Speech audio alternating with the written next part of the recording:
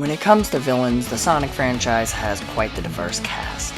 We have the more mischievous villains such as Eggman and the Deadly Six, and then there are more dangerous threats such as Infinite and Dark Gaia. I love most of the Sonic video game villains, even if they have a few questionable character traits and motivations. I am not weak. I'm not weak. I am not weak. While I do think there's a lot to criticize in the cases of the Deadly Six and Infinite, I want to start off something like this on a more positive note. So let's look at the worst game to see the best villain, Mephiles the Dark.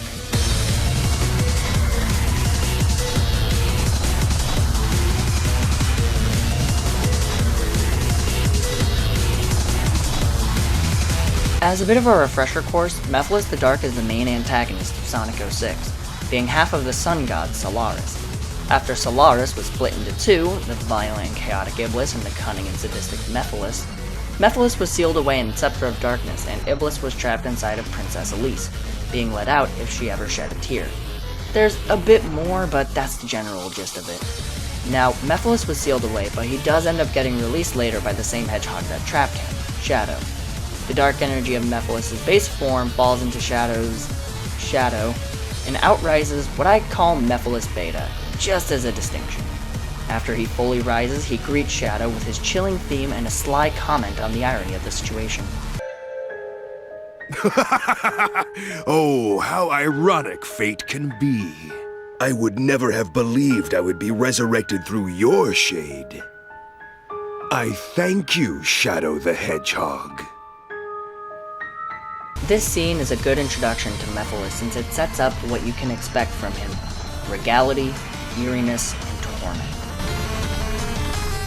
Now, when I say Regality, it's actually a bit of a misnomer.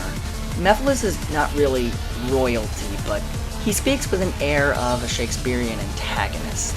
I could easily imagine Tybalt from Romeo and Juliet using the sentence structure in a modern retelling.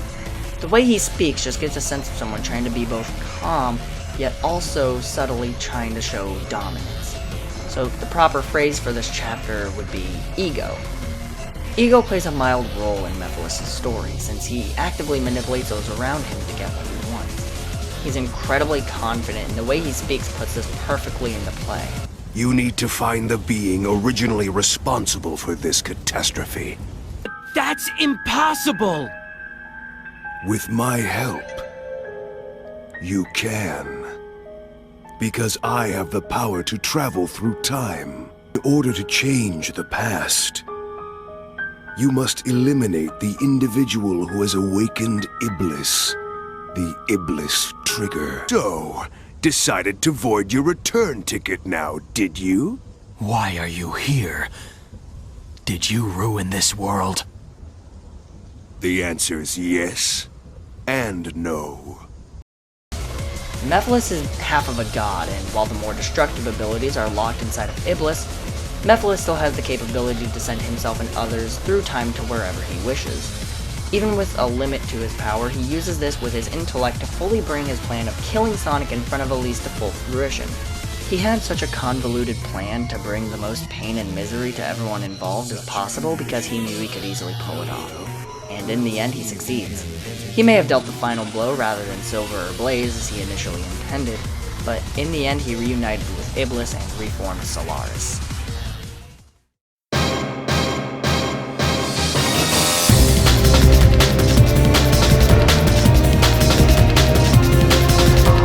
Eeriness is a bit more of a narrow range of a broader spectrum. Mephiles isn't just eerie, he's Mephiles the Dark, and he sure as hell acts like it. This is less about him being creepy, but rather about his presentation. Mephiles' introduction paints him as an unsettling figure. He hunches over and does a zombie walk towards Shadow, only ever turning his head to glance up at him, only straightening back up to transport them to the future, where he soon follows to start manipulating Silver and Blaze. Starting with this speech that honestly made me write the paragraph about his ego in the first place. Just as a flower comes from a seed, or a chicken comes from an egg, everything has an origin. The way he moves his arms in an exaggerated way and stares into the camera is meant to make him this ominous and unsettling figure. and if the animation was a little better, then I believe that it would have succeeded in its goal. In the end, he still manages to manipulate Silver into attempting Sonic's life numerous times, even after he enters his more crystalline form. This continues with this fucking thing. Mephiles moves in any way to add on to the presentation of an absolute monstrosity because he is one. He presents in a way that perfectly shows off what he's like, which really makes him a supervillain. You're a villain, alright? Just not a super one. Yeah? What's the difference? Presentation!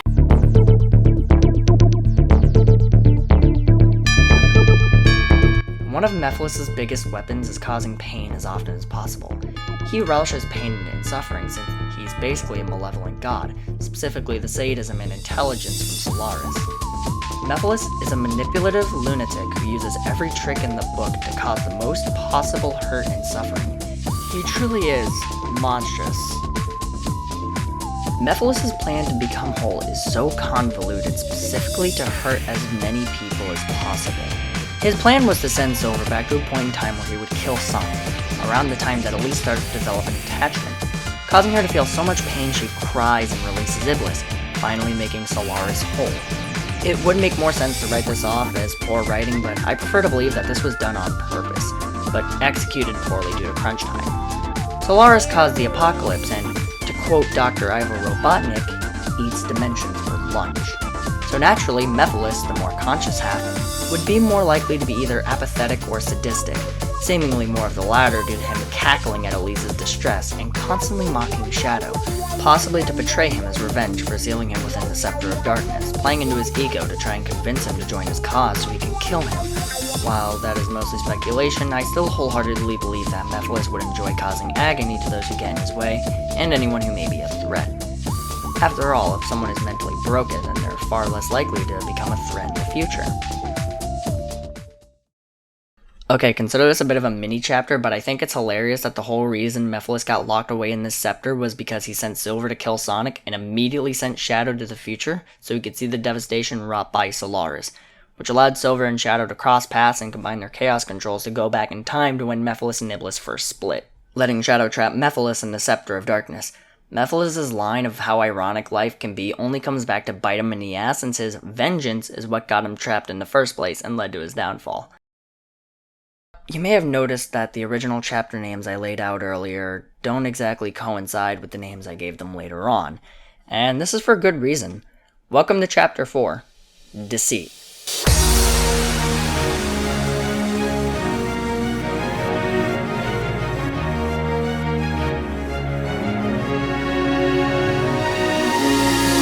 Mephiles actively lied and manipulated everyone that he made contact with, convinced Shadow that humanity would immediately turn on him as the cause of the world ending, told Silver that Sonic was the Iblis trigger so he could release Iblis, and he knew what he was doing the entire time. He said that Omega was the one to hunt down Shadow, likely based on Omega gunning down Mephiles in broad daylight. Honestly, this is so bizarre, I have no idea how I should feel watching this. Mephiles' ideal plan would have Shadow and Silver working to kill Sonic, have one of them deal the final blow for him to betray and kill Shadow before merging with Iblis. But then we get the best line in this entire game, delivered by Edgy Hedgie himself. It's futile. The world will betray you. Why fight at all? Why risk your life for those who will persecute you later? If the world chooses to become my enemy, I will fight like I always have.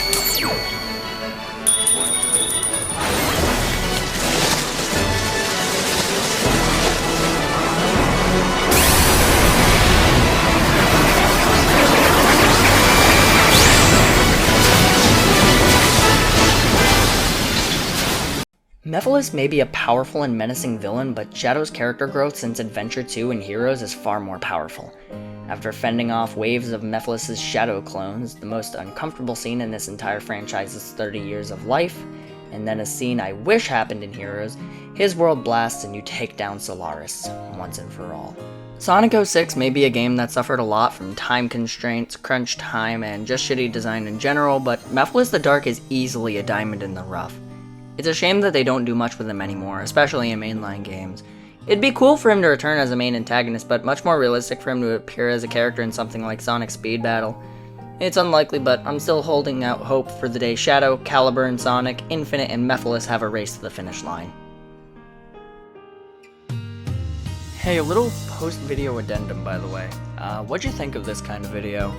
If this is your first time finding me, what do you think? And if you already know me, again, what do you think? Just give me general feedback, things I should change, and yes, I'm aware of some of the jankier bits, like the really awkward moment where the microphone just changes up, because I noticed a really shitty take of a line and I redid it. If you didn't notice it, then I'm not going to tell you which line it was, because then you will notice it. I do want to get more inventive with the editing, because I have no idea what I'm doing with this program. Although I did like messing around with the built-in animations. That was pretty fun to do, because it got the point across. And, yeah. Hope you had fun watching this. It was fun making it, and I'll make another one soon. Probably. Bye!